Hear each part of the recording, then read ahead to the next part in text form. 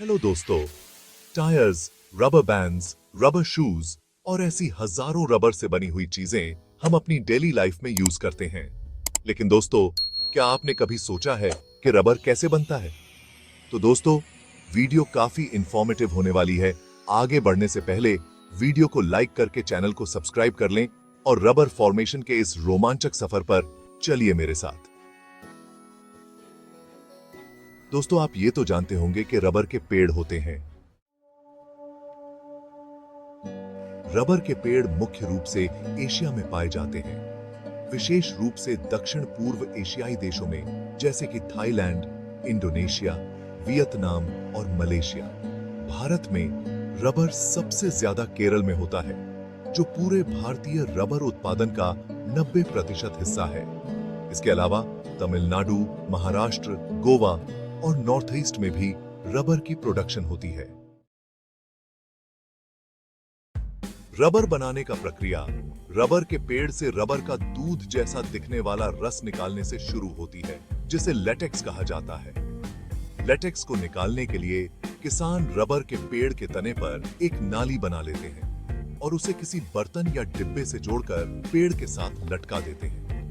पेड़ से निकला हुआ लेटेक्स नाली से होकर इस डिब्बे में टपकने लगता है। पेड़ अगर दोबारा हील हो जाए तो इस नाली को दोबारा से खोदकर ताजा किया जाता है।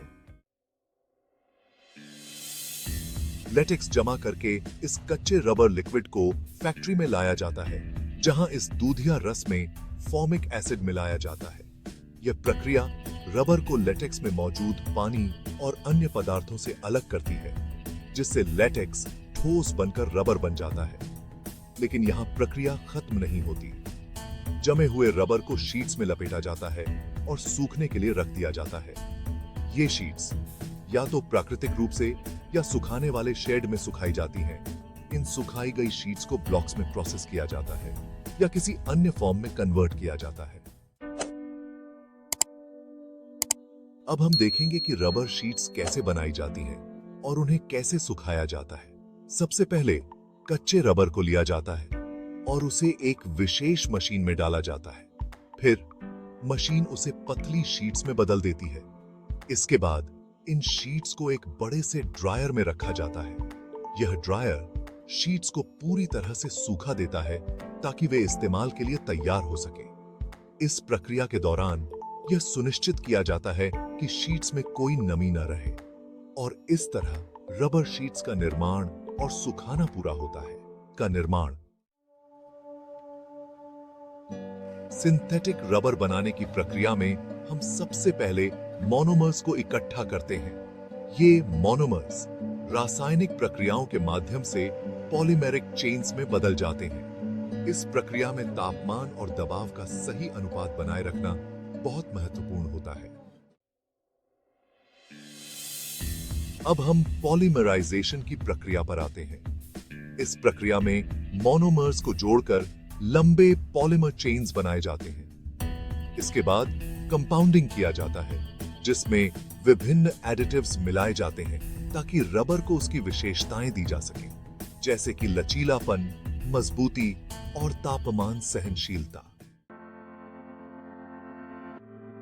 अब बारी आती है वल्कनाइजेशन की। इस प्रक्रिया में रबर को सल्फर के साथ गर्म किया जाता है, जिससे उसकी संरचना स्थिर हो जाती है और वह अधिक टिकाऊ और लचीला बन जाता है। वल्कनाइजेशन के बाद रबर को अंतिम उत्पादों में ढाला जाता है, जैसे कि टायर, गास्केट्स और अन्य औद्योगिक सामग्री। तो दोस्तों, यह थी सिंथेटिक रबर बनाने की पूरी प्रक्रिया। हमने देखा कि कैसे मोनोमर से लेकर अंतिम उत्पाद तक का सफर तय होता है। उम्मीद है कि आपको वीडियो पसंद आई होगी। ऐसी ही और जानकारी के लिए स्वीट वाइब्स फन चैनल को सब्सक्राइब जरूर करें। जय हिंद।